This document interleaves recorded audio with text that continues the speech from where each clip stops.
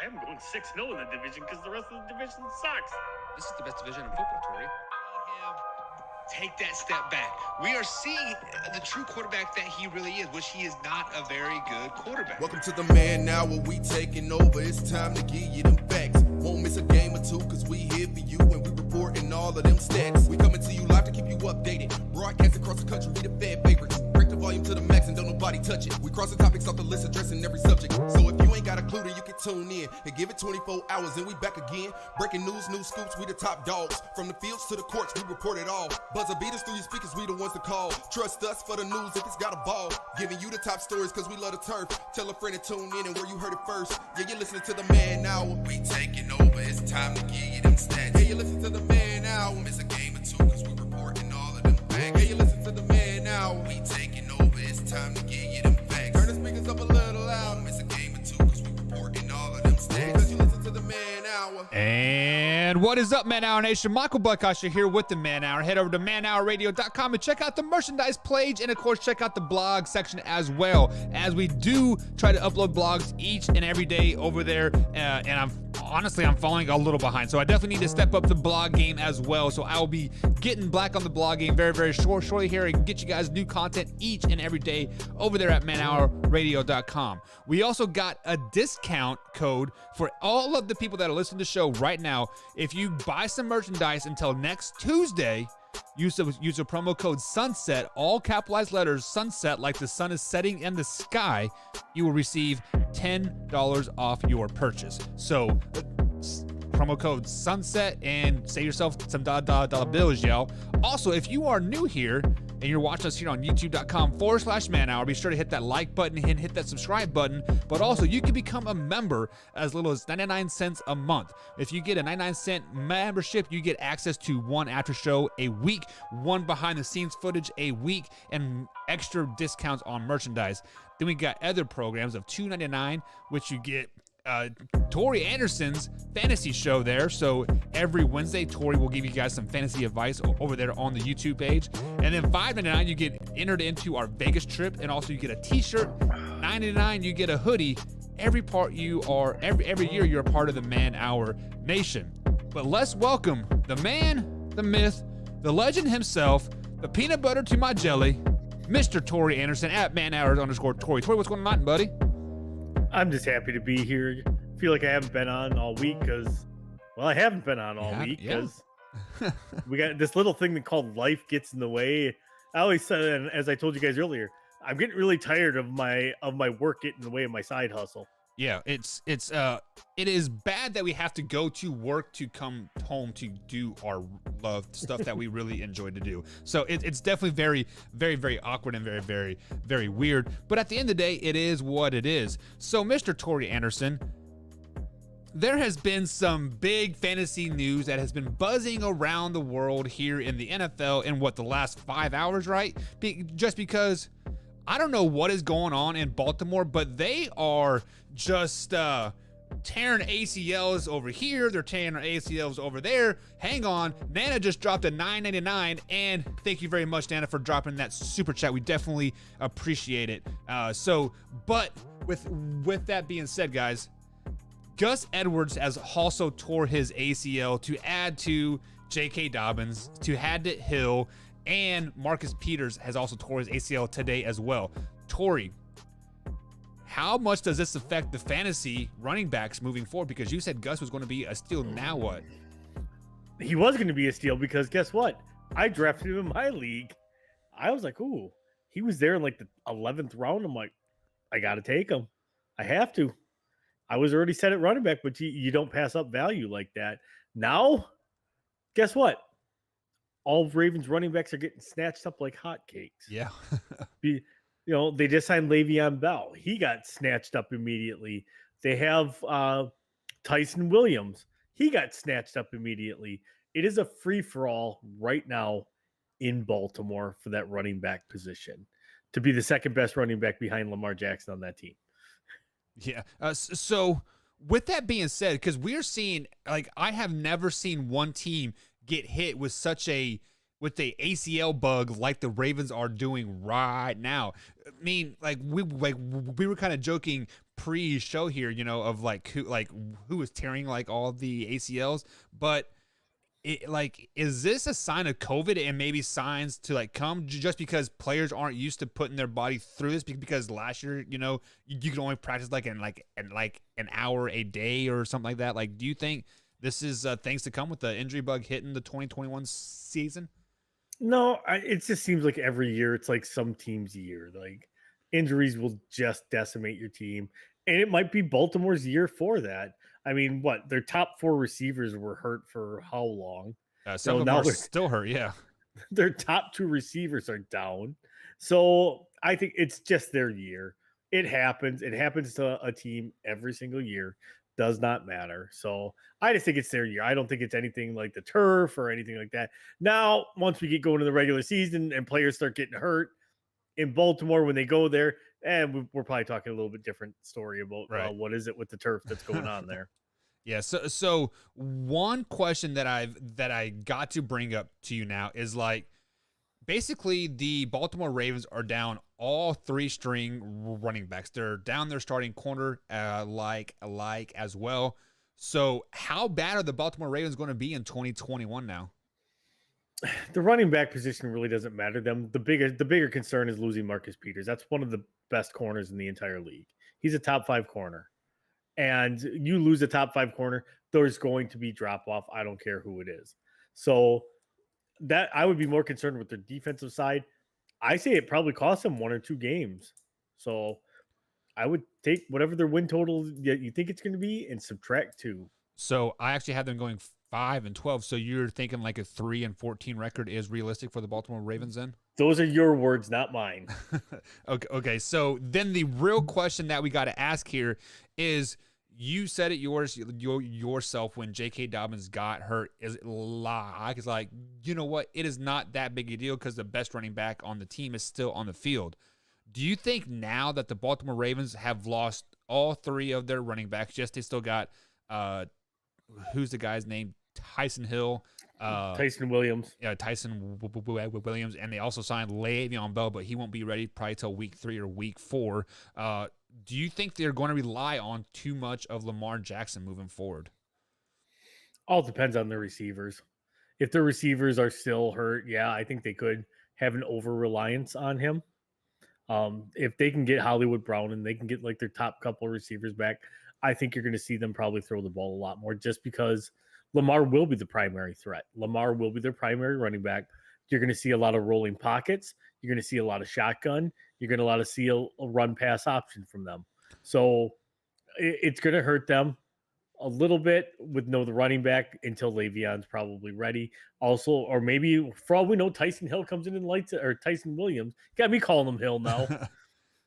We got Tyson Saints on the brain. We got Saints on the brain.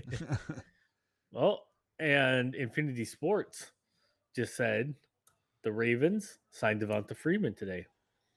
So maybe they're just going to put like a stable of old running backs together now. Yeah, you might as well get Todd Gurley and Adrian Peterson like on the roster too, so they can tear their ACLs too, right?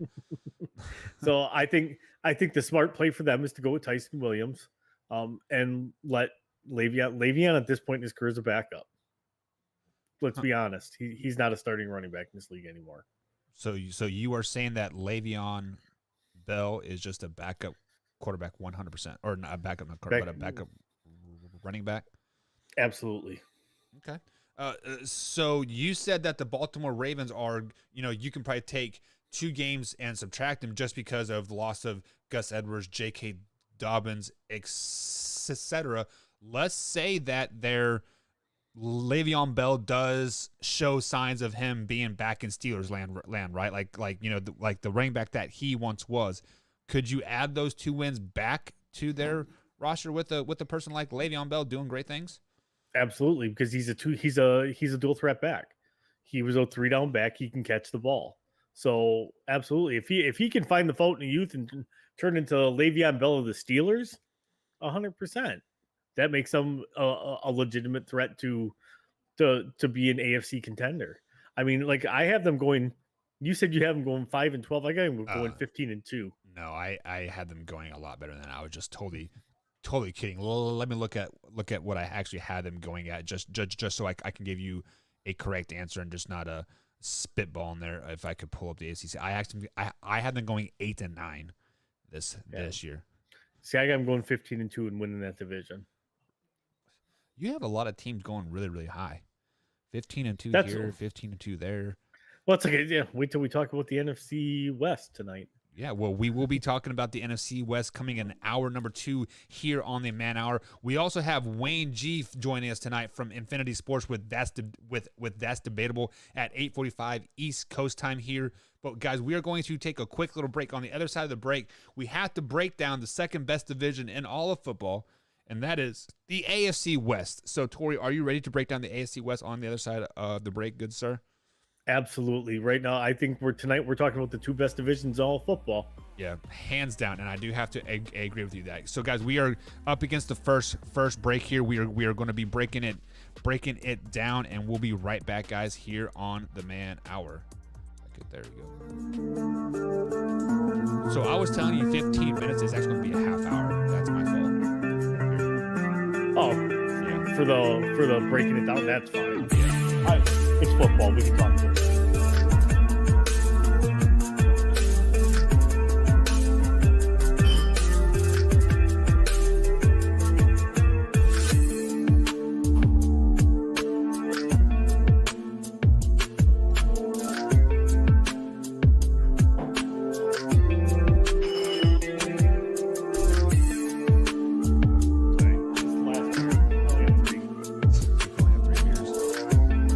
I will not want to get up to go for a run in the morning.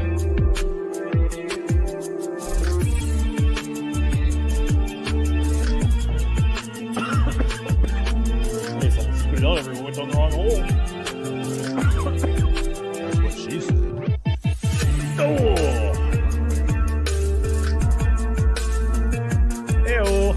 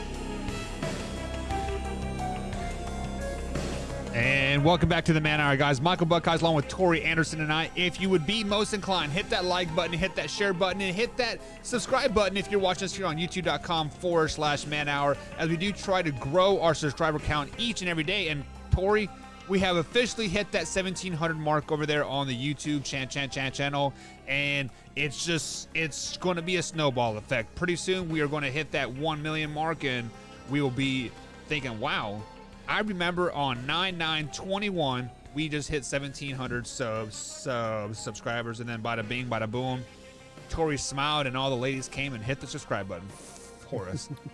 But render the salad unto Caesar. but if you guys are watching us right now here, let us know you are here in the chat. If you guys got any questions, if you guys want to comment, feel free to gamble and play the games in there as well. There are a lot of gambles and slot machines and duels and everything else. And there's also a vote going in there on the chat tonight of who was going to win tonight's game, the Dallas Cowboys or the Tampa Bay Buccaneers. I actually had the Cowboys winning. Combs has the Tampa Bay Buccaneers. Tori, who do you have winning? It's the Cowboys not winning this game. Oh, Give me TB12 and the Buccaneers returning all 22 starters okay. all day long in this game. They can return all the starters they want, but the Cowboys are returning Dak Prescott. And on the Wheel of Death, this is just going to put me one game ahead of you guys moving forward. So definitely looking exciting to that. But what I'm really looking forward to, Tori, is breaking down the AFC West. The Kansas City Chiefs have basically owned the AFC West here the last several years, ever since Patrick Mahomes and Alex Smith has basically taken reins of that team, and the Kansas City Chiefs have been back-to-back Super Bowls. So that is the first team we are going to start with here tonight of breaking them down, and that is the Kansas City Chiefs. I mean, obviously, last year they went to the Super Bowl for the second straight year, losing to the Tampa Bay Buccaneers. But some things happened. The positive test, we can't say the C word because we don't want to get shut down, Tori. And so I'm going to give you the floor here, Tori. Give me a few games that are kind of like must-see TV and maybe breaking or making points for the Kansas City Chiefs this season. I'm going to point to one game specifically, and it's you versus me, your team versus mine. It's a potential Super Bowl matchup. It's primetime TV. It's probably going to be one of the most exciting games of the year. You know, there's no excuses for Green Bay this year because last time we played, Mahomes wasn't playing. He wasn't starting quarterback. So, right. And we throttled the Chiefs. So I would rather see Rodgers versus Mahomes, and it's going to be a prime matchup. It's going to be a good matchup for both teams to see where they are at because they play in what, like week 12, I think it is. Week 9, the Packers play the Chiefs. Is it week 9? So it's a great barometer, right around that halfway point through the season. It's a good barometer for your team where you're at. Are you a championship caliber team, or are you just more fluff? Yep. Yeah, I have to concur with you on a little bit. I do like that week 9 matchup, the Packers versus the Chiefs, but I have to stay interdivision here, and I have to go with the team that you think is going to go 14-3. I believe is the last time that we had you on, is like when you said that, but it is week 5 when the Buffalo Bills come to Kansas City. I think this is a proving point for both of these teams. The Chiefs and the Bills are going to come into this game with kind of a chip on their shoulder. They will be battling for the representation of the best team in the AFC. And I think the Kansas City Chiefs are going to come out on top of this game, giving them the title of the best team in the AFC. But however, Tori, I got used to saying Combs so much. However, I do have the Kansas City Chiefs finishing 12-5 this year, even though that does put them in the number 1 seed in the AFC. If they stumble one game here or one game there, the Colts or the Browns can definitely overtake them in that throne. What do you have the Chiefs record at this year? The Colts or the Browns? Yeah. No. I actually have them with the second best record in the AFC behind those Buffalo Bills at 14-3. So you had the Chiefs going 14-3 this season. Who are the 3 losses? I don't know. I don't remember. I just redid my picks the other day. I didn't go week by week. I just screenshotted my end results. Oh, okay. So I do believe I had them losing. I think I have them losing to Buffalo. I have them losing to the Chargers, and I have them losing to the Packers. If I remember. Yeah. Which are all good picks, minus the Packers, because the Kansas City Chiefs will throttle the Packers in week 9. We will make a bet on that one, Michael. You'll probably be losing your beard again. I can't shave my beard. I just got it perfect, man. Like, it's taking me so long to get it good. You did it with LeBlanc. Yeah, but I remember different. the bet. Yeah. No. That's when you became a fan of the man. It is. That's shortly after I started watching. So are you saying that I got to shave the beard to get more fans?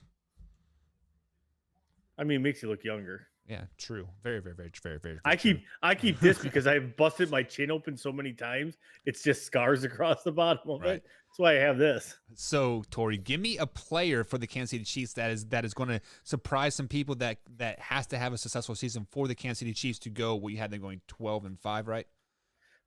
I do. Okay. And there's a couple of them that I can think of. and I'm actually going to give you two.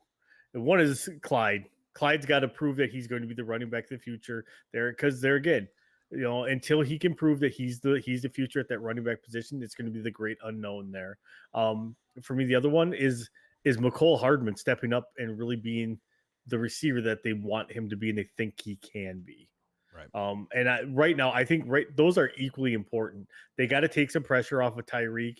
Granted, Travis does a little bit of that, but still, to be able to split the defense with another guy on the other side of the field makes everything else that much more dangerous. So, opening up that running game with Clyde Edwards-Helaire and hopefully McCole Hardman kind of stepping up and becoming that number two that they really think he can be are the two big factors for the Kansas City Chiefs this year. Yeah, and as much as I do like those picks, I am going to stay on the offensive side of the ball with these picks, but I'm going to go the offensive line as a whole. What happened to the Kansas City Chiefs in the Super Bowl? They lost their left guard due to I believe he tore his Achilles. And we didn't see the Kansas City Chiefs do anything in the draft on the O-line, and then all of a sudden they started getting players left and right. They got Orlando Brown Jr. from the Ravens. They picked up Joe Thuney, right? I mean, like, they started bringing in players. So the left side of the offensive line they had to have successful season, protect Patrick Mahomes, and I think that's how they will be successful this season. Wait, you got to protect the quarterback to win football games? No, not at all. Right, not at all. Ask a Houston how that's going for them, right? All right. So moving on to the next team here in the AFC West, we are going to talk the LA Chargers. The LA Chargers kind of came out of nowhere last year, Tori, when Justin Herbert kind of got the start, like, hey, buddy, you're starting 15 minutes before games because we like to puncture lungs for no apparent reason whatsoever. And many people have them like kind of like this sleeper dark horse going to upset some teams and whatnot. So let me ask you this question: what games you got circled that you are going to be watching this season for the Chargers? Obviously, watching them against the Kansas City Chiefs is one of them. They actually have an interesting schedule. I have them going 12-5. So I'll give you that spoiler right away. I have them going 12-5, but excuse me, they've got a halfway decent schedule. But for me, the Chiefs game is kind of the whole key to it all. How do you pair up against Chiefs? And I know earlier in the year, I think I have the Chiefs in the Chargers splitting this series 1-1. I think I went home and home for them. And the other one, I get the Raiders for them. The Raiders, no matter how bad the Raiders are, how good they are, the Raiders and Chargers always have a really good game as well. Yeah, for whatever reason, you can almost guarantee that the Raiders and Chiefs will always split the games with the Chargers for whatever reason whatsoever. So I actually have the Chargers splitting with the Kansas City Chiefs as home, both wins at home for each team, and then I had the Chargers and the Raiders splitting as well. But the game that I have circled right off the bat is Week 2 versus the Dallas Cowboys, because I think the Dallas Cowboys are a Super Bowl caliber team, and they will make a run to the Super Bowl by making it to the NFC Championship game. So this is a good measuring stick for the LA Chargers this season, how good they can prepare versus a high-flying offense like the Dallas Cowboys. And I also have Week 13 when they travel to Cincinnati to take on the Bengals. Many people are like scratching their heads. Why? Because this is a trap game for them, I think. Just because they are going to come off a very good stretch of games here. They're playing the Vikings, the Steelers, and then the Broncos, and then they go into Cincinnati. First of all, traveling from the coast to the East Coast time zone wise, that is a big change. So when you're playing a 1:00 afternoon game, it's 10 o'clock on your body. So that is a huge trap game for them, and I need them to show up and do good things for them. So Tori, you had the Chargers going 12-5. I actually have them going 11-6, finishing second in the AFC West this season. I think the Chargers are a team, if you let them into the playoffs, you do not want to face them in the playoffs whatsoever. If they sneak in, or if the Chargers get in the playoffs, no matter if they're high flying or they barely sneak in, this is a team that you don't want to play in the playoffs. What do you think about that? Absolutely. I think they are a playoff caliber team. They are a team that could be dangerous. And there again, it's a team on the rise. They are hitting a stride at a perfect time. They have a young Austin Eckler in his prime. They have a Keenan Allen in his prime. They have a young rising quarterback in Justin Herbert. This is a team that is about to be very, very dangerous for the next 4 or 5 years. And it's going to make the AFC West between them and the Chiefs very interesting. And I look forward to watching it. But they are a team that could just come in. And if they knock somebody off, you're going to be like, I thought they might. If they lose in the first round, you're like, I'd be like, I could see that too. Yeah. So I do expect them to make a little bit of noise, and they're going to be a tough out in the playoffs. So correct me if I'm wrong, but Austin Eckler is out for the season with a torn Achilles, right? Did he go out now? Yeah, like I thought he tore it back in like June or July, wasn't it? I can't remember. I thought it was Austin Eckler. Yeah. I don't think so, because I don't think Justin Jackson's starting for them. I don't know. Like we'll have to check that here in the break. But who is a sleeper or who is a player for the Chargers that has to have a good season? Oof. It's a great question. Thanks for asking. Come back tomorrow. Come back tomorrow. No, for me, it's Justin Herbert. Justin Herbert's got to avoid the sophomore slump. He has to avoid that little regression. He has to avoid getting too comfortable. It happens to a lot of quarterbacks where they're like, all of a sudden they get a little bit of swagger to them, get a little sway, and they have a huge regression in that second year. So at that point, you've already learned to run before you knew how to walk. So they need him to avoid that. They need him to continue building on the success that he had last year. The biggest knock on him last year, or coming out of and into the draft, was he was inaccurate at Oregon. And he wasn't great accurate wise. And I think he was like 67% last year. So as long as they keep the offense where it's capable for him, he's going to do just fine. Yeah. So I did just look and Austin Eckler is just questionable. He is not out. So I'm thinking of another running back over there on the West Coast that tore his Achilles. I want to say July or August. I can't remember who it was, but the player that I am curious, or that has to have a great season for the Chargers to make that 11-6 run, 12-5 run in your eyes. And I'm going to go with Mike Williams, the wide receiver. He is listed at number 2, but I think he is going to be but he will definitely lead the team in catches and yards this season 100%. And okay, what do you want to bet? Bet what? That Mike Williams is going to have a better receiving year than Keenan Allen? Because I feel that Keenan Allen will be double teamed almost every freaking play. Baller's going to ball still. Baller's going to ball still. That's what you say? What do you think? What do you think Devontae Adams did last year? You think Devontae wasn't double teamed every play? He wasn't. So who was our other threat then? I mean, you have the tight ends were a big threat that kept the safeties in the box. In the red zone? Yeah. He had 596 yards and 11 touchdowns, Tunyon did. Better than most tight ends. I mean, that says red zone threat. 596 yards and 11 touchdowns. No doubt he is a great red zone threat. Yeah. But defenses weren't double covering Robert Tunyon. Yeah, so Wayne G, big shout out to Wayne G. He'll be on here in about 15 minutes with his segment of That's Debatable. He said Cam Akers is one that tore his Achilles. That's who I was thinking of.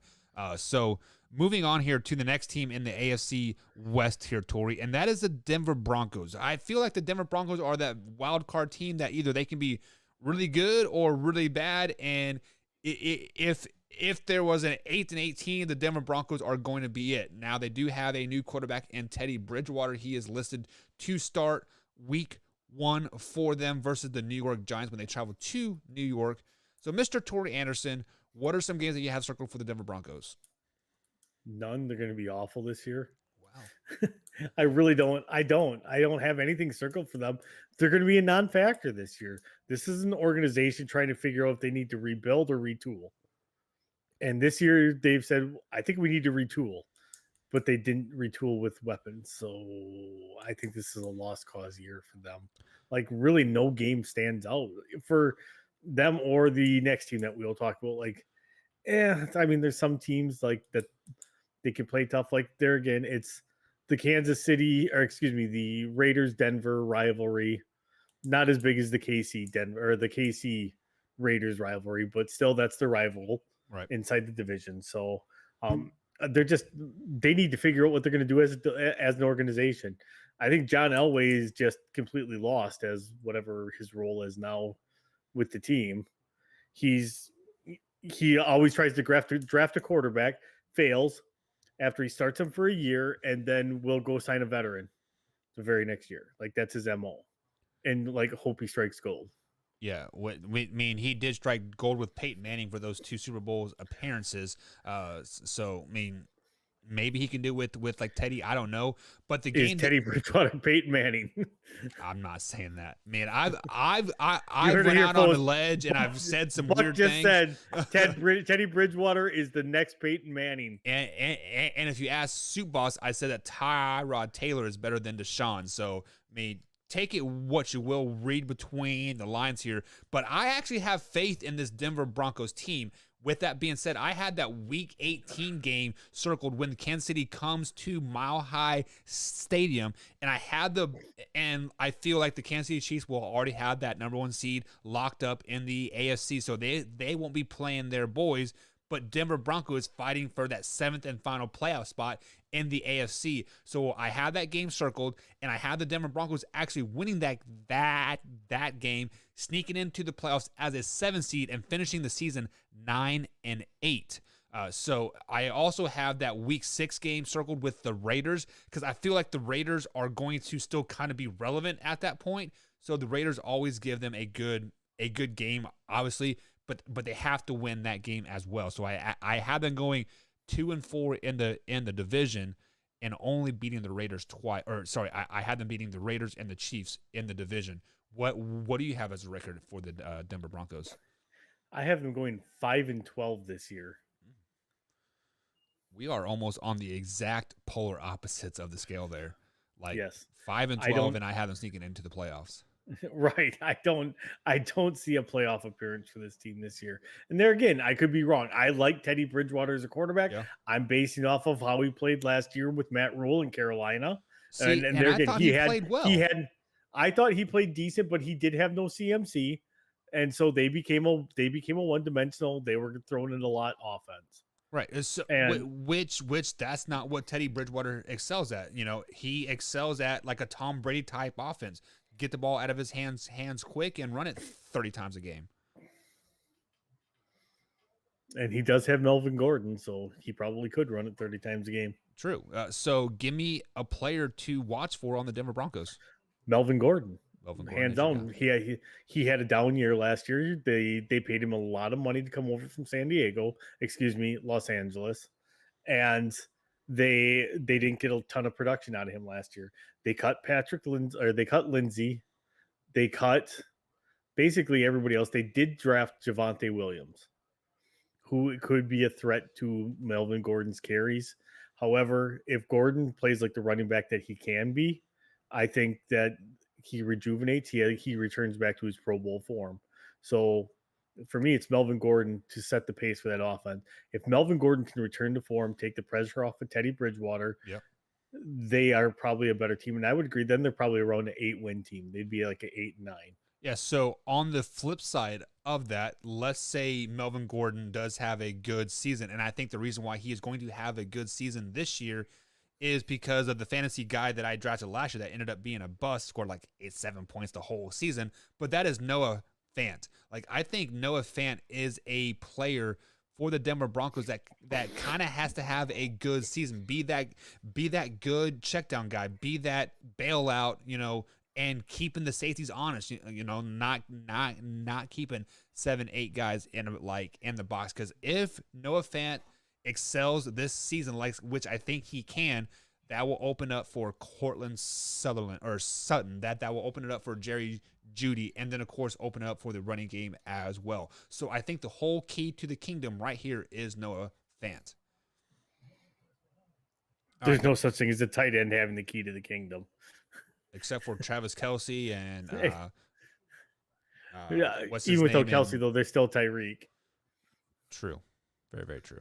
All right, so moving on to the last team here in the AFC West, and that is the Las Vegas Raiders. That still sounds very, very weird rolling off the tongue. I definitely want to say Oakland 100%. But, Tori, give me a game to watch for or a couple in Las Vegas' schedule this year. Again, no matter how good or how bad they are, they play their division opponents tough. They will play the Broncos tough. They will play the Chiefs tough. They will play the Chargers tough. Like, that is the thing. They are, even when they're not good, they're scrappy. Mm-hmm. I mean, it's not Raider Nation for no reason. They play like their fan base, rough and tough, and they don't give up. So I'm one of those that doesn't have a ton of faith in Mayock and Gruden. I think this is here that they finally get fired, unless anybody else sees something that I'm not seeing from this team. I mean, this tells me the state of the Raiders. All in one thing, the fact that you traded Khalil Mack and then asked the Bears if you could trade back for him this year. What? Oh, that's the dumbest thing I've ever heard, but it is completely a Raider move.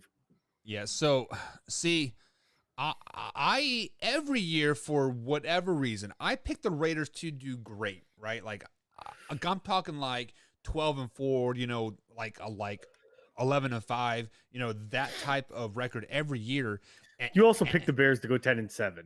I did not. Let's be real. Did I pick the Bears to go 10-7? I 7-10. The Lions, Oh. excuse me. Actually, I had that bumped up to 11-6 now. If you want to roll back that tape, but every year the Las Vegas Raiders have such a big ceiling and such a low basement that it is hard to logically judge them this year. So this year I am judging everything off of their quarterback play in Derek Carr. We have seen Derek Carr progressively get better each and every year, but every year he comes up and he is a topic of trade talk every year, and I don't know why. And this year his name wasn't floating around as much, so I think that maybe he has finally solidified himself in the black and silver, and I think he is going to have a great season. So the game that I have circled here are basically all of the home games for the Las Vegas Raiders this season. I am curious. Who doesn't want a DJ in the end zone? Well, I'm not worried about that. I wonder if the black hole from Oakland and from LA, are they going to make the trip to Vegas each and every home game? Do you think that black hole, that home field advantage is actually going to be there in Vegas? Or is Vegas such a destination place that the home or that the road teams might have more fans there? That is what I'm curious to see. And week 1, we are going to see that it is a destination for all these visiting teams, and the Ravens are going to come in there and they're going to smack the Raiders around. But however, with that being said, I do have them going 7-10 on the season because I think Derek Carr is going to put the team on their back, and I could see him throwing for 4,500 yards this year, Tori. I mean, having like a 67% completion, and he is going to definitely have an MVP caliber season, but he will not even be in the conversation because the Raiders are going to be 7-10. So there's obviously you've got to be winning to be in that conversation. So I'm giving you Derek Carr, who is a player that has to have a successful season for the Raiders. For them, it's Henry Ruggs needs to come back and have a great season for them. He's basically taking over as their number one. So, and everything they read, his route running was not that great before. Horrible. And that's the one thing they said that he worked on really, really hard over the off season was to improve his route running. And they said it's starting to show on the field. So for me, it's him. It's got to be him because, I mean, you used a first round pick on him. He was very, very hyped coming out of college. And, rightfully so. I mean, How many Bama receivers been taken in the first round now in the last 2 years? 4 of them. Right. So that just tells you what kind of depth Bama had. But Henry Ruggs was not a great route runner. He was a typical Raiders receiver. He could run and fly with the best of them, but couldn't run a route for his life. At least they got rid of the guy who runs a 4.240 but can't catch a ball. At least they went with somebody that can catch a ball. Are you referring to the guy from Kentucky? What was his name? That played quarterback for them, but they drafted him like second round as receiver. What was his name? Oh, the guy that they traded? Yeah. The dude that I got it in the tip of my tongue. It was the quarterback from Kentucky in like 2019 or whatever. Yeah, and then they traded him his last year. They traded him to Miami before the season even started. Yeah, I don't think he even made the roster. No, he's on the roster. No, he's on the roster. Okay, I got to look now. So do you think that Darren Waller, because many people are putting him in the conversation with Travis Kelce, George Kittle, those top elite tight ends here. So let me ask you this question, Tori. Can Darren Waller be an elite tight end for the Raiders this year? What do you want? Can he be? He is. He is. He's probably the fourth or fifth best tight end in the league right now. He's the tight end that nobody talks about. He has put together 2 phenomenal years that nobody knows about. Yeah. Darren Waller is a top 5 tight end in this league. He's probably, he's not on the level of Kelce or a Kittle or a Gronk, but he's close. He's more of he's right on the level of Hawkinson, who is also a top 5 tight end in this league. So how can Darren Waller be considered a elite tight end in the league? Because you kind of put him on the second tier. How can he jump up into that first tier? Does Derek Carr need to get him the ball more? Does he need to score more touchdowns? What can make him be in that conversation? Yeah, for me, it'd probably be, the thing is, he just needs more recognition for what he does. And you would think, being a Raider, he would have a ton. But the Raiders are not that good. They've not been a good team for a while. Yeah. So therefore, they don't get talked about. For them, it's mostly they just need more attention on him and on the Raiders. So basically, the Raiders have to win for him to be considered elite. Yes, correct. Okay. Lynn Bowden is the guy we were trying to think of. Yeah, Lynn Bowden, right? Bowden? Yeah. Whatever. He played quarterback for at Kentucky, and the Raiders drafted him second as a receiver. I think it was like a high second round pick too, if I'm not mistaken. Yeah, and he was very hyped. Yeah. And then they traded him. Yeah. Okay. It's not a very good point here, but on the other, we're up against the next break, guys. Here on the other side of the break, we have a very special guest in Wayne G with his weekly Thursday segment here at 8:45 East Coast time with That's Debatable. You can find Wayne G at Affinity Sports 5 on the Twitter machine, and you can also find Infinity Sports on all podcast forums as well. Wayne and Infinity Sports are also part of the Belly Up Sports Network, much like Man Hour is as well. So guys, head over to bellyupsports.com and be sure to check out all the podcasts all over there, and of course the blog sections as well. So guys, we'll be right back here on the Man Hour after this short little break.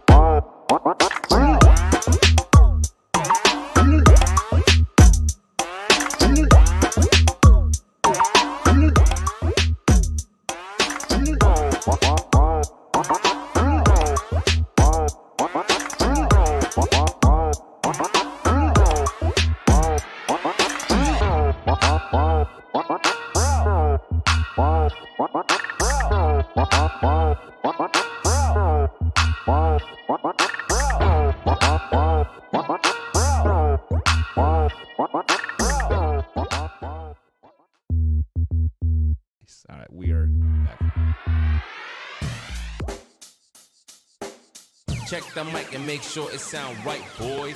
And welcome back to the Man Hour, guys. Michael Buckheist along with Tori Anderson tonight. You can find us on the old Twitter machine at manhour_Buck. And of course, manhour_Tori is where you can find him. You guys can also head over to manhourradio.com if you missed any part of the show, as we do upload it in podcast form after the live show is over here every Sunday through Thursday at 8 p.m. East Coast time on the old YouTube page. But before we get too carried away, guys, we have to welcome the special guest of the hour, and that is Mr. Wayne G from Infinity Sports himself. Wayne, what's going on all night, buddy? What's going on? I'm excited to be on the show again. I love doing this segment every week. Yeah, we are very excited to have you on the show, Wayne, as always. But tell the people where they can find you, where they can find your blogs, and all that stuff. For sure. I am part of the Belly Up Sports Network, just like Man Hour. The great thing about the Belly Up Sports Network is it's not just podcasts, where you can find Infinity Sports, which is my hour-long podcast I do weekly. You can also find a ton of my blogs. I've become the basketball blogger, and we might talk about that a little bit, but I definitely write blogs. There's a bunch of other good ones on there, fantasy and whatnot. And this segment today, what we try to do is just bring up a couple of topics that I think are controversial, and I'm not doing hot takes just for the sake of it. These are things I actually believe, and I get the guys' takes on those. Yeah, so as always, guys, Wayne G is with us every Thursday. So Wayne, let's go ahead and get it started. What is the first topic of the night? The first one, I'm actually disappointed that Wyatt's not here, because this one was inspired by you guys, and I wrote a blog about this, and it's my newest blog, or not my newest, but it's one of my newest blogs, and it's called State of Basketball. Because basically, I'm always looking for stuff to write about, and I reached out to you guys and I said, hey, what should I write about? And Mike actually is the one that said, hey, why don't you write about how Indiana produces the best high school basketball players? And I said, well, they don't, so I'm not going to write about that. And Wyatt went to work on me and saying how great Indiana was and whatnot. And so I went and I did the research, and it turns out Indiana sucks at producing high school basketball players. So, Tori, what are your thoughts on that? Everything in Indiana sucks. Wow. It's Indiana. The only thing that they're good at is reading the Bible. We're not even good at that, Tori. So just to add some points to reference here, like I said it, like I kind of said it in like a trolling type of way in like our group chat, just because like I knew that was going to get Wyatt fired up, just because you know, like I know how to get under people's skins. That is why we always have 911 on speed dial every time Combs is on the show, because I know what drives him crazy. So when I said that Indiana produces the most high school basketball, like I don't even know what words I use. I believe said Indiana was the best high school state, right? Is that something like that? Yeah. And I'd said like best as in they're most passionate, but not that they produce the best players. Yeah. So the reason why I said that is because here in the southern Indiana area where me and Wyatt are from, there are at least 15 kids from area schools that are going to the Division I level this season. Like they're playing Division I basketball this season. One of them was Trey Kaufman, which he is at Purdue right now. And I believe in pre-drafts, he is like looking at number 15 overall as of right now. And he hasn't even played a dribble in Purdue in college basketball whatsoever. So like that was kind of my inspiration of saying that behind that whole thing, but I did not think that Wyatt was going to go to that type of extreme. But the one thing that surprised me about your blog, Wayne, wasn't it Florida that produced the most professional basketball players? Yeah, that's correct. Over the past 10 years, Florida had produced 20, not professional, but 27 top 25 high school basketball players, and Indiana only had 8. I was going to say, like, when you said 15 D1 athletes, I'm like, Dade County's probably produced that last year. Well, yeah, but I mean, I agree with that, but I don't. But like, when I read that blog, I was not expecting Florida to be kind of like the basketball state per se. Like I was thinking like maybe like Pennsylvania or New York or something, you know, like somewhere where it's cold. So you're always inside just shooting the basketball. So, I mean, I was kind of taken off by that because I believe the top 3 states were Florida, California, and Texas, right, Wayne? That's correct. All 3 of those had over 20 Yeah. top 25 guys. And then it was New York, and then it was North Carolina. But even New York was only like 14 compared to 27 for Florida. Yeah, and like wasn't it like 1 per 100 player was going to like I don't remember what the stat was, but it was like 1 per 100 or something. Because Wyatt wanted to bring up per capita because he said, Indiana might only have 8 guys, but it's a smaller state, so it's per capita they produce more. And I told him that per capita, I did how many top 25 basketball players over the last 10 years they have per million people in their population. And Indiana wasn't even in the top 5 in that category. Florida was 3rd. And so I said, tough luck on Indiana. They suck. Yeah. So the only Why do thing, you always hurt Wyatt's feelings? Every time you hurt Yeah. Wyatt's feelings. Wyatt is not a debater type of person whatsoever. Like he tries He's to a find lover. he tries to find calm and ground and agree with and agree with you on some points, but then he's like totally like he'd be like, oh, Kevin King sucks, but he'd be like, hey, Kevin King, you're my friend, man, right? So when you wrote your blog, it was inspired by top 25 rankings going into the college level. Do you have any idea what it was per high school players going into the NBA? Like how many that transferred over? Like I didn't get that particular statistics. I did mention a couple of guys from each of those states that made it to the NBA, but for the most part, I didn't have that statistic. And it's tough to track because some guys, right. They might make it like Connecticut has a guy named Will Solomon. He played 1 season with the Memphis Grizzlies. So I guess he would count, but really it's 1 season. He sat the bench. Yeah. So, yeah, I mean, I definitely enjoyed reading that blog, and I believe it was like last Saturday when you guys were like, my phone was like ding, ding, ding, ding, ding, ding, ding, ding, like all afternoon. I was like, oh, well, what's going on here? Well, my favorite was, just like Wyatt wanted to use the fact that Wilt Chamberlain's teammates smoked cigarettes in the locker room against them. He tried to bring up how many 3-star players came out of Indiana.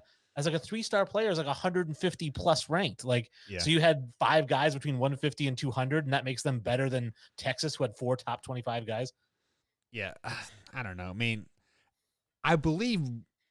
to me, like rankings and stars coming out of high school, it is, especially like nowadays, it is all about who you're paying to like give you those rankings and like stars, because we technically had a 5-star long snapper come out of our high school because he went to like all these camps like all the time. But truth be told, like he is the worst long snapper I've ever seen in my life. Like it's just like, why? But that's here nor there. What's the next topic? What about Zen? Zen was a 3-star kid and turned into a 5-star kid? So actually, Zen started at 2.5 stars. He got recruited by Indiana State. Once people caught the wind of him and they saw him in person, he jumped up to like a 4-star within like a month or two. And then by the time he signed with Ohio State, he was a 5-star recruit. And I believe he was the 2nd highest rated player in all of Indiana, if I'm not mistaken.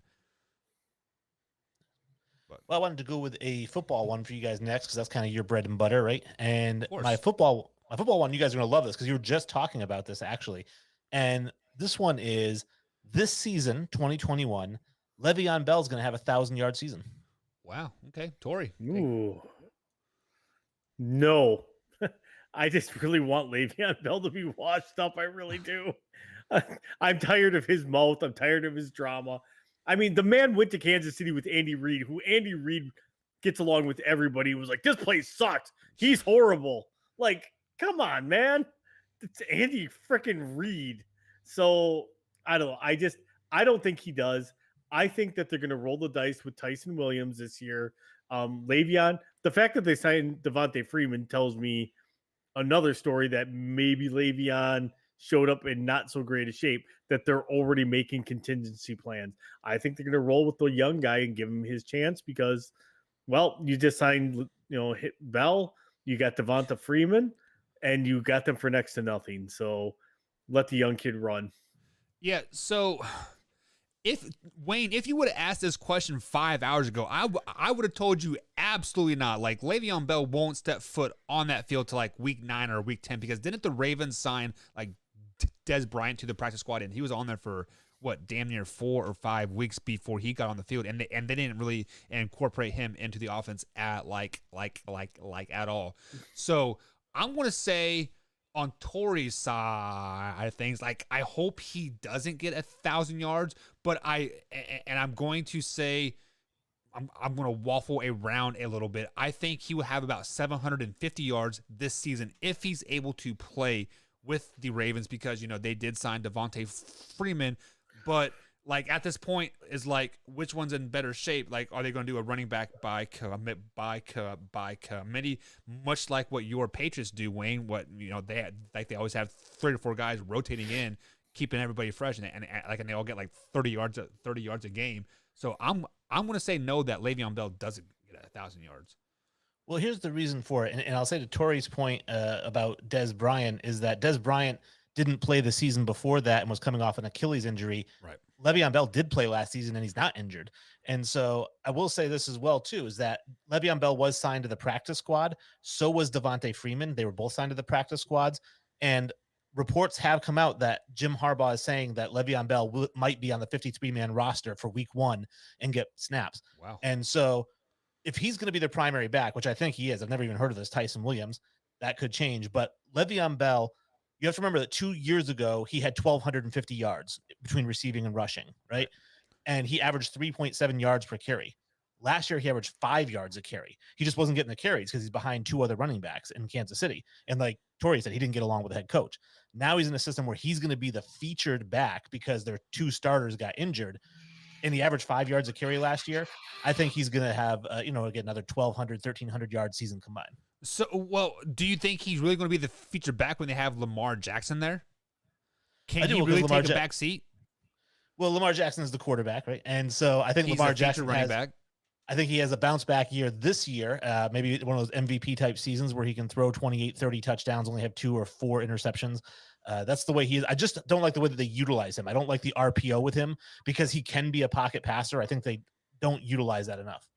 So, Wayne G, let me ask you this question. Let's look at the Kansas City Chiefs offensive line last season versus the Baltimore Ravens line this season. Who do you think has a better offensive line? It's tough because Kansas City upgraded their offensive line this offseason, getting Orlando Brown from Baltimore, but last season their offensive line was not that great. They did not have Tooney, they did not have Brown. So I would say that they're comparable to each other.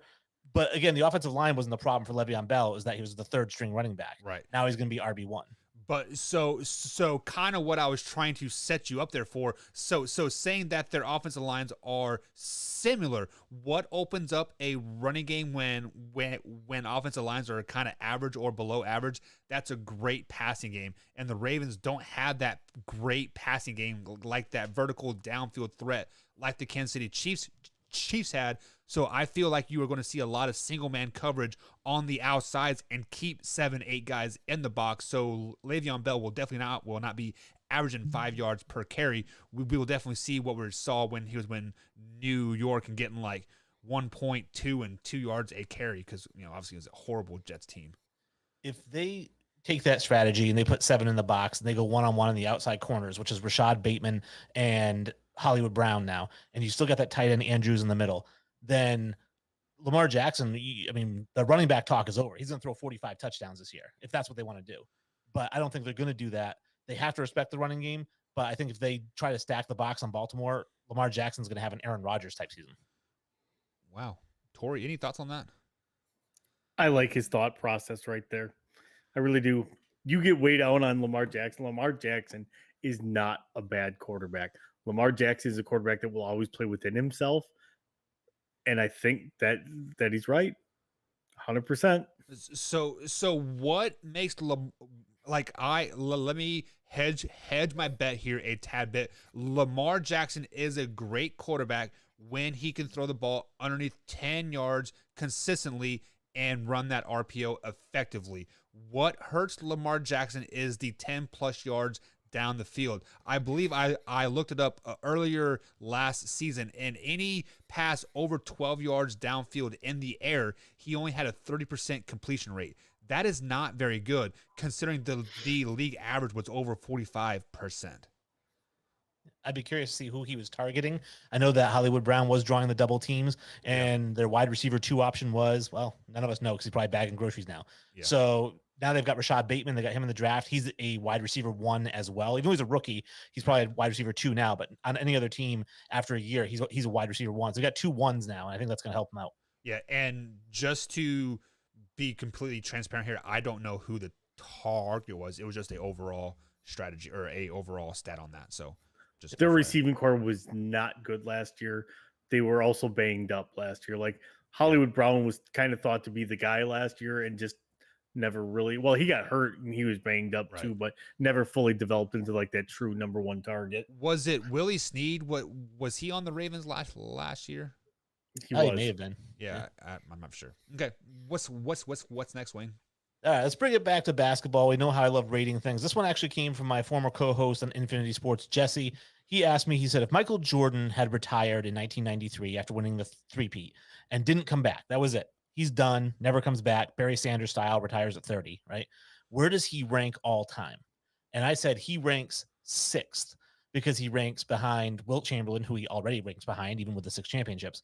He ranks behind Kareem Abdul-Jabbar, LeBron James, Kobe Bryant, and Tim Duncan. So I think Michael Jordan, if he only wins those 3 championships and retires at age 30, even with the MVPs and the scoring titles, he's the 6th best player of all time. Tori? Ooh. If he retires with those 3, it's still an impressive run. I would say 5th. The only person I would put him ahead of it would be on that list would be Duncan at that point. Just because he was a transformational player. He made people change the way that they played the game, and he made people he made people want to be him. He made people want to be better than him so they could say, I took on MJ. I was better than MJ. So I would honestly, as tough as it is, he only wins 3 titles though. I still got to put him ahead of Duncan, even with everything. I'm still placing him ahead of Duncan. I put him at number 5. The rest of them you can't really argue. He would be behind them easily then. So Wayne, let me ask you this question because you are an NBA nut by all means, and I was still very young when Michael Jordan was in his prime. After that 93 season, what kind of hype was around Michael Jordan? Were they comparing him to Wilt and all those other guys?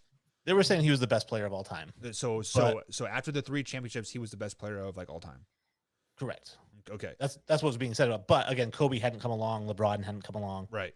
So with that being said, many people judge the greatness by rings, right? You know, like every time I see the Michael Jordan versus LeBron James talk, it's like 6 rings versus 3 or whatever LeBron has. So I kind of have to concur with you there, Wayne. Like I would even throw Shaquille O'Neal over him as well. Shaquille O'Neal was easily one of the best big men of all time. And we have to revert to the best Indiana player of all time, not Sean Kemp, but Mr. Larry Bird himself. I think Larry Bird would be considered a little better than Michael Jordan as well. So that probably knocks him down to about 7. Well, see, Larry Bird had finished his career by 93. He retired in 91, and people were already saying that Jordan was better than Bird at that time. So in the case of Kobe and Duncan and LeBron, they hadn't come along yet. So with Bird, he had come along and he had retired, and at that point, they said Jordan's better than him. Right. So I think they kind of fall in that next tier. To Tori's point, that putting him ahead of Duncan, it doesn't make any sense to me because you have him behind Kobe then. So you're saying he's not even the best shooting guard of all time, and Duncan's the best power forward of all time. So you're taking the guy who's the best at his position and you're putting him behind a guy who's second best at his position. Duncan retired with 5 championship rings and 14 all NBA first teams. I mean, he was legit. So I think that, to me, you could put Duncan ahead of Kobe even. I think that those two are interchangeable. And because they're interchangeable, that's why I put both of them ahead of Jordan. Would you put Oscar Robertson above Michael Jordan as well? Nope. Okay. Nope. Tori, would you add anybody looking at the best players of all time? Would you add anybody in there? I don't know if I would add anybody in there because there's nobody really else in there. Like, like I try to take the ring thing out of it because if that's the case, I mean, Robert Ory's in the is a top 10 player of all time if you But bring if you're rings the best into player it. on your team and win a lot of Right. rings. Right. But and to your point, like if you consider him the second best shooting guard in the league, yeah, he could still be a top 5 player. I don't say, well, the best at each of these positions because he could have been better than Duncan. And I think he was just because people didn't change the way they played the game because of Duncan. Duncan was just dominant. You weren't going to stop him. He was him. People changed the way they guarded people. They changed everything around MJ. And that's why I would rank him ahead of it. He was transformational in that way. People wanted to be him. People wanted to be better than him. He changed the game. And those players are almost once in a lifetime type players for everybody, and that's why I think he goes top 5. Do you think people wanted to be Michael Jordan because of the high flying antics, like the tongue out and the shoes and everything else? Maybe if Tim Duncan was a little bit more flashy, people would like want to be Tim, just because like I know as a taller white boy, I looked up to Tim Duncan just because, I knew I wasn't flying above the rim with the tongue out my mouth. Like I was in the post doing some hook shots and some layups and shit like that. Yeah, I think that Tim Duncan's lack of flair definitely hurts him among the casual fans who talk about basketball, because the diehards like myself, we watched him play. We know how good Tim Duncan was. Right. But your casual fans like, oh, Duncan wasn't that good. And then you go back, oh, he only averaged 24 points and 12 and a half rebounds a game. And, led all these teams to championships. He had 6 rings too, right? 5. And he loved to use the backboard. Right. Loved to use the backboard. That's the one thing I loved about Duncan. They said that, I think I remember reading something that if it was something like if Ray Allen doesn't hit that 3-pointer against Spurs and Tim Duncan's got 6, he's 6-1 in the finals. So. And we probably leave LeBron James even out like of the top 5 talk, right? I wouldn't. I mean, the way he plays the game, he's a generational talent. He does things that nobody's done before, like Tori was saying. You can't ignore 9 finals in a row. You can't ignor that. Right. So let me ask you this question, Rain. Totally off the topic here. Well, not off the topic, but if I remember correctly, Sean Kemp never won a title, right? Never won a ring with the Seattle Supersonics. Correct. No, they made 1 finals against the Bulls and then they got stomped. Is he the best player ever to not win a ring? No. Barkley. I mean, you got Barkley, Ewing, Stockton, Malone. I think Sean Kemp was better than all those guys. Oh no, that's crazy. What? Then you just show you don't watch basketball at that point. That's just a Indiana thing, right? Chris Paul's a better player, and Sean Kemp doesn't have a ring. Sean Kemp had 2 really good years. 2. I mean, Charles Barkley had 12. So I mean, Karl Malone's the second leading scorer in NBA history. So I think you definitely have to have those guys ahead of Sean Kemp. Yeah, I forgot about Carmone. Like, did he win a title with the Lakers when he joined? No, they lost 4 games to 1 to the Pistons. Yep, that was the year the Pistons won it. Yeah. That was the year they tried to form that super team with Gary Payton, Malone. Can you really Kobe call that a and super Shaq. team? They're all like 45 years old. Well, They Kobe could and still- Shaq were still in their prime. Oh yeah, but like Karl Malone And they were role players. They were Yeah. role players at that point. They weren't looked at. Wasn't At Steve that Nash on point, team Derek. too? No, Derek Fisher. I think Derek Fisher was the starting point guard, and Gary Payton was the backup, if I remember correctly. Yeah. You had Glenn Rice, I think, was a starting small forward. Yep. All right. But yeah, so the last one I had for you guys was actually just a movie one, just to make it kind of fun. Last night, I got woken up at midnight, couldn't fall back asleep. So I came downstairs, and for the first time ever, I watched The Godfather, all 4 hours. And my take on that, it might be the most overrated movie of all time. What a boring snooze fest this movie is. And people are like, oh, The Godfather is the greatest thing ever. Now, The Godfather sucks. I will be honest. I've never seen it. I've never watched The Godfather. So Never seen it. So I have no opinion on it because I'm like, nah. I have never seen the full 4 hours, or it was like 3 hours and 47 minutes or whatever it is, like something ridiculous. I've watched maybe 15 minutes of it, and like I think the only parts I know from that movie are like "Say hello to my little friend," and That's Scarface. yeah, and like that's Yeah. and that's not even the like So the you- movie, right? so you get the So- wrong- you didn't even get the right movie. Yeah, so I would have to agree with you, Wayne. That's probably the most overrated movie of all time, because like I think it was right around this time, last year, you were on and like we were talking top 10 sports movies of all time, and I put Sandlot in as like overrated. So like, since I haven't watched the full thing, I've only watched like 20 minutes of it and fell asleep. I would have to say it's overrated. Yeah, the opening hour is like the daughter's wedding at the beginning of the movie. That's the first hour of the movie. And then it like builds and builds and builds, and you're waiting for Pacino to take over as the Godfather, right? And then he finally takes over as the Godfather, and you're like, all right, here we go. Here comes the good stuff. And then the credits came up. And I was like, what?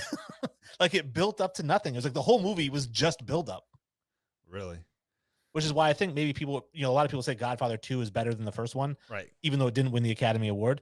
So I'm excited to see the second one now because I feel like the first one left me on a cliffhanger just when things were starting to get good. It was like, oh, the end of the movie. So maybe this one picks up where that left off. Yeah, so Drew says he disagrees with you, Wayne, that Godfather is overrated. So maybe you and Drew would be great to have that debate, because like I'm not a movie buff by like any means. Like I know you are, Wayne. Tori, are you a movie guy?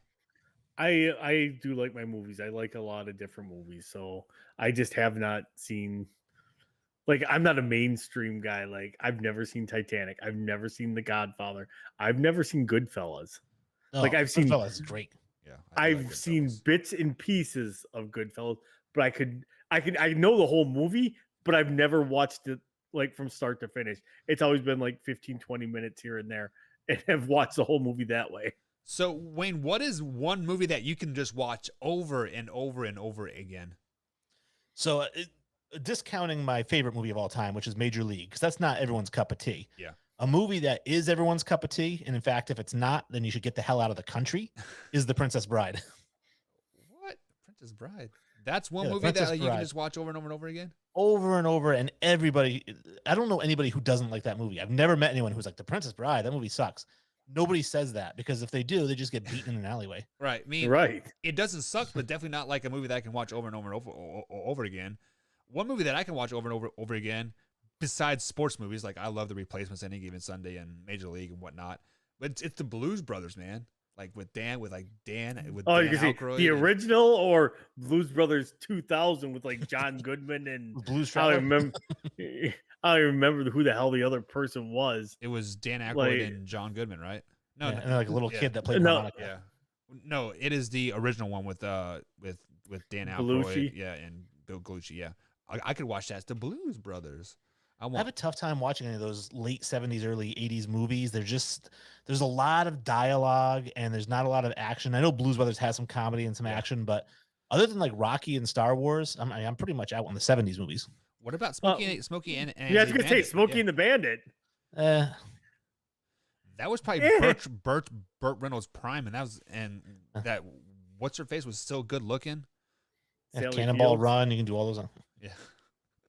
All right. Cannonball Run was a great movie. For me, non-sport.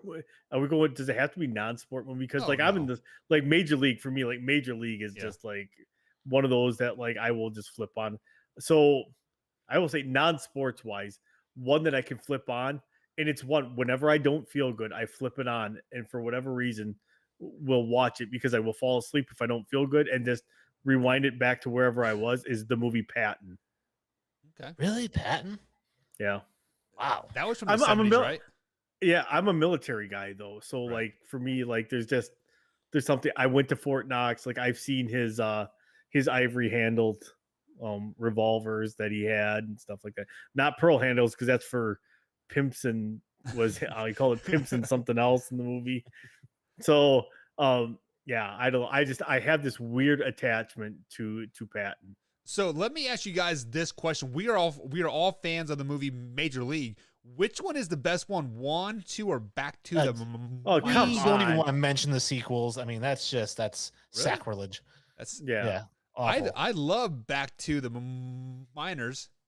Like, No, see, and here's and Major League 2 is a disgrace and an abomination. In fact, if you took the only reason to watch Major League 2 is for Bob Uecker. If they took Bob Uecker out of that movie, then don't even watch it because he's the only part that's actually rewarding. I mean, when he does the whole thing, Jack Parkman doing his shimmy, that makes the women here in Cleveland puke.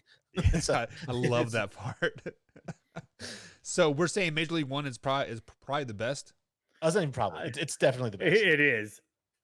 Yeah, there's no probably in there. Hands down, the best. Who? So a lot of that movie was filmed where I live now in Milwaukee, and so the spot where they're in the bar, and when he picks up the one girl, the one guy's wife.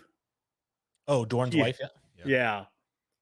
There's a picture at that exact spot at the table that they were sitting at the bar that they were at Milwaukee. It's called the Hideout in Milwaukee. There's a picture right there above the table. All right, that Major League is a very classic movie. I feel like we got to go and watch now, like after the show, 100%. But Wayne, we are going to let you go for tonight. So that's debatable for tonight. Wayne, go ahead and send us out. Tell the people where they can find you and talk to you on the old Twitter machine. Absolutely. Check us out on Twitter at SportsInfinity5. Very interactive. We are on Facebook at Infinity Sports Podcast, on Instagram at Infinity Sports Podcast, and we are part of the Belly Up Sports Network. So check out the podcast and check out my blogs, and feel free to argue with me. Maybe it's debatable for you. All right, that is very debatable. So we do share Wayne G's blogs on our Facebook page, so be sure to follow us on Facebook.com/Man Hour Sports Talks. Wayne, thank you as always for joining us, man. We'll see you next week. Thank you. All right, guys, we are going to head to our next break. On the other side of the break, we are going to break down. Tori, is this the best division in football? Yes, the NFC West. We are going to be breaking down the NFC West, and we got game picks to come as well, guys. We will be breaking down the Chicago Bears versus Rams, the Packers versus Saints, Browns versus Chiefs, and, of course, the Miami Dolphins versus the New England Patriots. All that and much more, guys, coming up here on the Man Hour. We'll be right back after this. Let's do this one.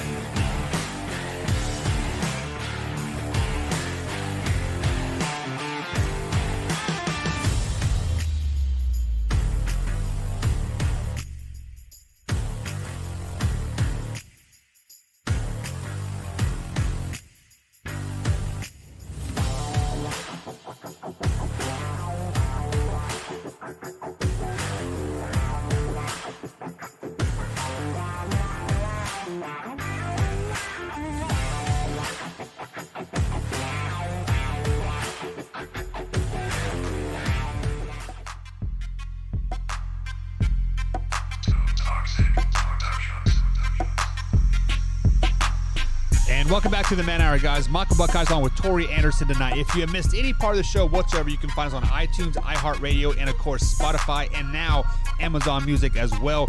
You can also find all the clips as we do upload clips every day, 7 days a week at 8 a.m., 11 a.m., 2 p.m., and 5 p.m. And then on Fridays and Saturdays, we throw in the 8 p.m. hours as well. You can also find us on TikTok and Twitter at Man Hour Sports Talk.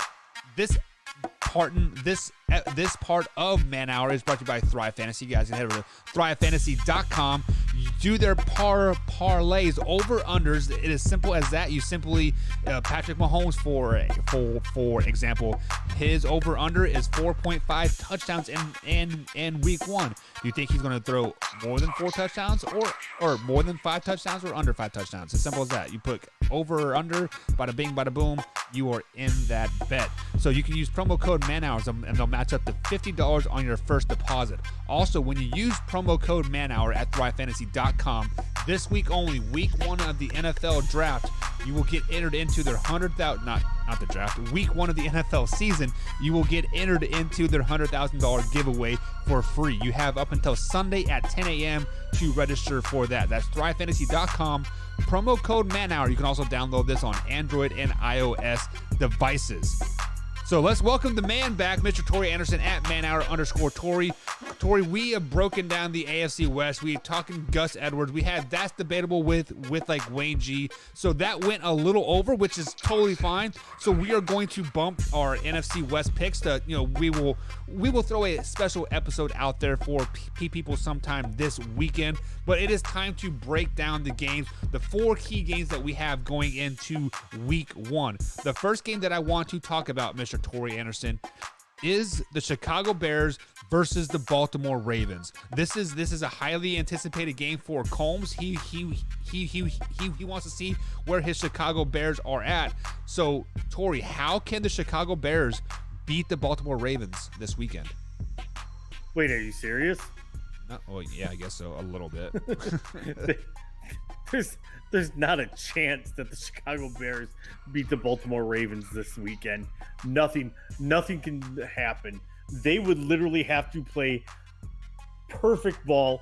Andy Dalton would have to go 28 for 28 with 380 yards and 4 touchdowns, along with Singletary with 100 plus and maybe 2 more touchdowns. It's not going to happen. It's a fantasy world. The Ravens are going to throttle them. It's in Baltimore, isn't it? I believe it is in Baltimore. I'm pretty sure. Yeah. On that. Okay, so the Bears will tear 4 ACLs. So even with all the injuries that have happened, and yes, the Ravens did sign Devontae Freeman and Le'Veon Bell to the practice squad. You said that you heard that Le'Veon Bell might be taking some reps for the Ravens. Even with all that uncertainty happening in Baltimore, you're still not giving Chicago any shot? The Ravens could send Lamar Jackson out there by himself on offense, and he could still score more points than the Bears. So basically what you're saying, how the Ravens can win this game is just show up. Do not shit the bed. Show up, play sea-level ball, and they win this game? Pretty much. Absolutely. All right, so I'm going to be a safe bet man here and say you are picking the Baltimore Ravens to win this game? Yes, whatever the spread is, give me the spread. What's the over-under in the game? We got an over-under? Let me pull it up for you, and I will let you know momentarily.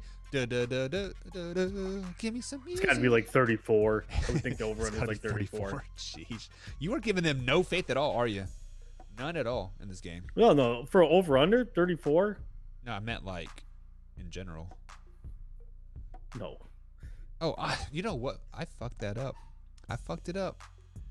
The Bears are playing the Rams week 1. I can't read my own handwriting. The Ravens are playing the Raiders. We just talked about it. Right. We just talked about that. There again, they just got to show up. The Rams have the best defense in the league. They have an offense that. Oh man. Buck. Jeez. What the buck? The buck stops here. But no. So the point spread is 7.5 in favor of the Rams. So minus 7.5. Yeah, what's over under total? Point wise, 46.5. Ooh. So I would take the Rams in the points. I just don't know if I would do the over. I would probably do the under on that. Okay. All right. So now that I've messed that game all up, that's the Sunday night game. By the way, let's talk a game that is near and dear to your heart, and that is the Green Bay Packers versus the New Orleans Saints. How can the Packers win this game versus the Saints? Let Jameis be Jameis. So that's Combs takes his first step towards doing the last dab this week. I mean, hell, Jameis may play so bad that they can him after this week. So give me the Packers all day long. It is now technically a neutral field because they're playing the game in Jacksonville. They think that they're like, oh, it's hot. You think it doesn't get hot in Wisconsin in the summer? You think it's not 100% humidity? Think that you're getting over it? It's one thing if this was like November and they aren't used to it anymore, but we're literally like, we're just coming out of this weather. Not a big deal. No, so I give me the Packers all day long on that one. Jameis will be Jameis. The Packers defense is going to outclass that Saints offense that's trying to put a lot of new pieces into place. So give me the Packers all day long. So what you are saying is the Packers just need to show up and let Jameis Winston throw interceptions and fumble, get sacked. And I think that is how the New Orleans Saints can win this game. Is I think the Packers are going to be complacent and just show up. I think Winston, how he can win this game for the New Orleans Saints is he needs to expose Kevin King early and expose Kevin King often. They are not going to run the ball very much. I believe Michael Thomas is out for the Saints still. So who are you going to stop in that wide receiver core? And when they decide they're going to try to double XYZ receiver, that is when Alvin Kamara is going to start to come out of the backfield, do some dink and dunk, some dancing. And that's where you're wrong because they're just Kamara will be the focus of that offense. You think so? Who else have they got? I don't know. Traquan Smith. Are you scared of Traquan Smith? You're scared of Marquez Callaway? Yeah, I am. Who? No, There's nobody. They're gonna focus on Kamara. They're gonna force Jameis to throw it. I'm more scared of Jameis or Kamara running the ball than I am Jameis throwing the ball because Jameis is turnover prone. So like Combs likes to Favre threw a ton of interceptions. Favre threw a ton of interceptions over the first 6 years, and now we can basically each throw out because Favre sat his first year, Jameis sat last year. The only difference between those 2 years is Jameis threw for 75 yards and no touchdowns and no picks, and Favre threw 4 passes and 2 interceptions. So with that being said, who do you got winning this Green Bay game? all day long? Yeah, I'm picking the Green Bay Packers as well. It is a 3.5 spread, over under 49 points. I'm taking the under, and I'm still taking the Packers with the spread on that. I would agree with that. Take the under and take the Packers and points. All right, so give up the points, I should say. Yeah. So the next game that we are going to talk about is the Cleveland Browns and the Kansas City Chiefs. Tori, I am a Kansas City Chiefs fan, so I want you to tell me how can the Kansas City Chiefs beat the Cleveland Browns? This is going to be probably the best game of the entire weekend in my mind. This is a potential AFC championship game. For sure, you get 2 AFC playoff teams. How can the Kansas City just got to show up, play Kansas City ball? Do the things Kansas City does. What Kansas City's going to have to do is tighten up their defense. You have no Tyron.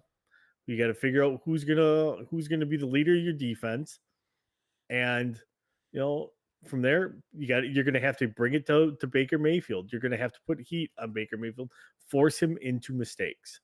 Yeah, and so go ahead. No, so if you can force Baker into the mistakes, you're gonna be just fine. But there again, those offenses against each other are almost as prolific as each other. So, you got a 2-headed monster backfield with Cleveland. You have Austin Hooper at tight end. You have Jarvis Landry and Odell Beckham Jr. Like that offense can put points up on the board right with the Kansas City Chiefs. this game will come down to which defense can make the stop. Yeah. So on the flip side of the coin, I think the Cleveland Browns can win this game because how they can win this game is they need to exploit what Tyrann Mathieu does great for that Kansas City Chiefs defense when he is in there.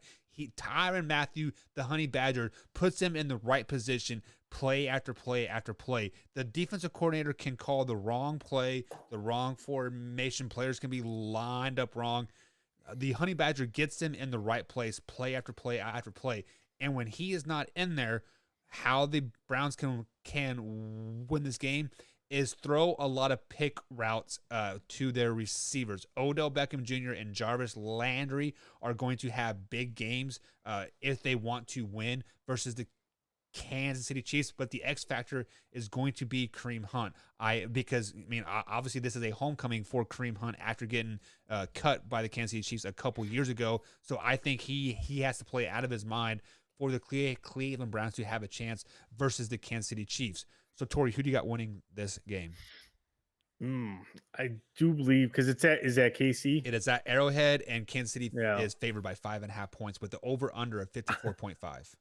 I would take Cleveland with the points.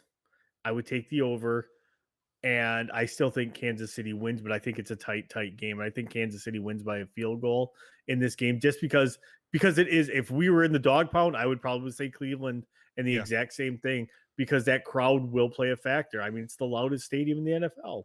And this is the first time of them being 100% since the whole positive things have happened. You know, we can't say the C word, Tori, but hopefully you guys know what I am talking about. So I am taking my Kansas City Chiefs outright.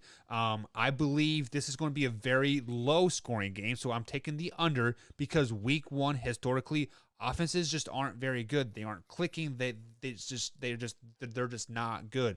The Kansas City Chiefs have a new offensive line, and I do believe that Honey Badger will be playing for the Kansas City Chiefs come this week one game. So I'm picking a 21-17 score.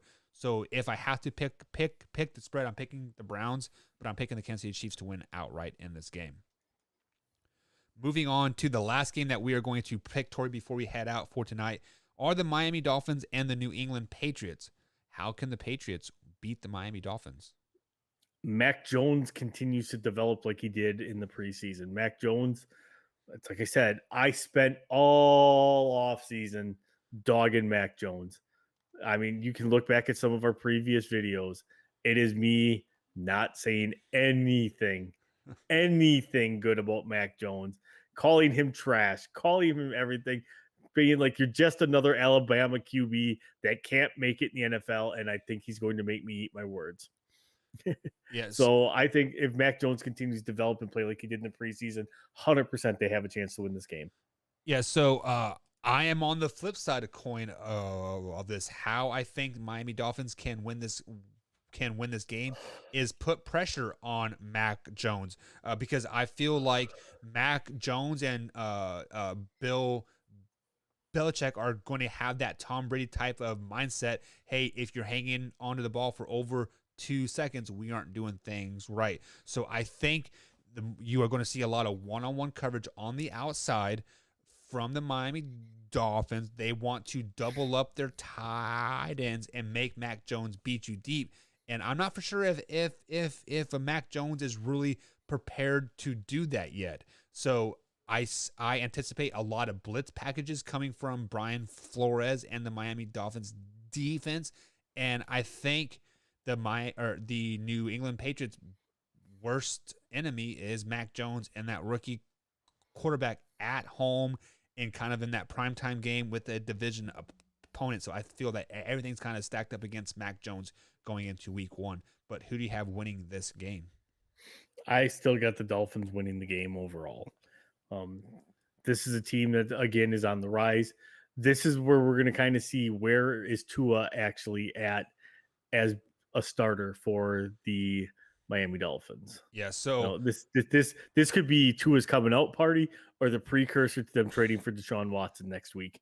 Yeah, so I feel that Tua, it kind of has that looking over the shoulder, looking in Houston, because we're seeing Deshaun Watson inactive and Deshaun Watson wants to come to Miami. So I think Tua is going to be kind of playing up tight. So this would not surprise me if it's a 6-3, 9-3 tie type of score. And I think that low score favors New England Patriots. So I'm picking the Patriots in this game. It is over under 43.5. I'm definitely picking the under. What about you? I will take the under. I could see this one being like a 24-17 type game, which would put us at 41. So I would take the under.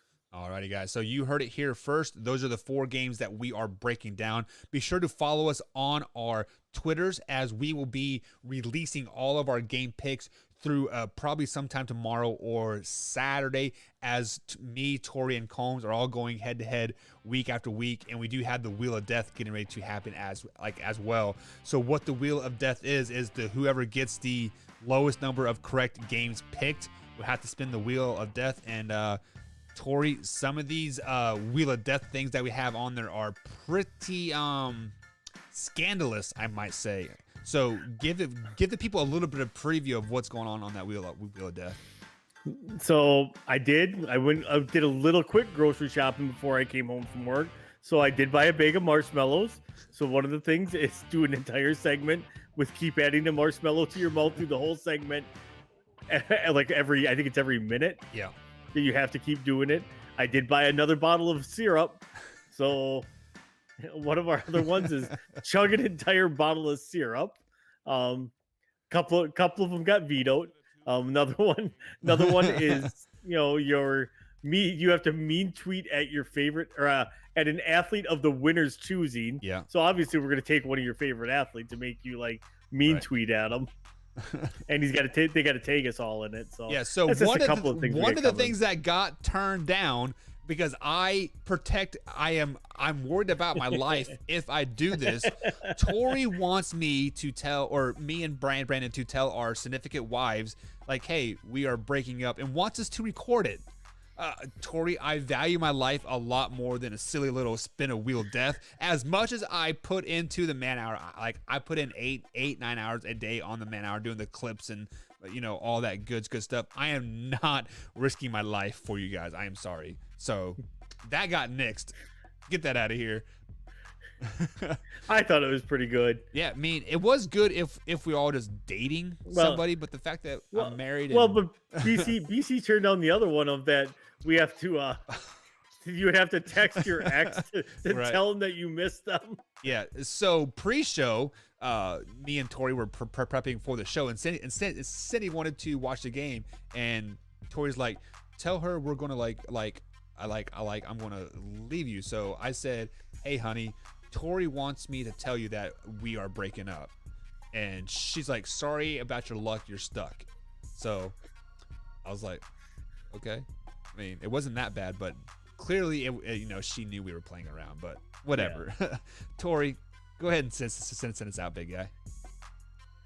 Man Hour Nation, rise up.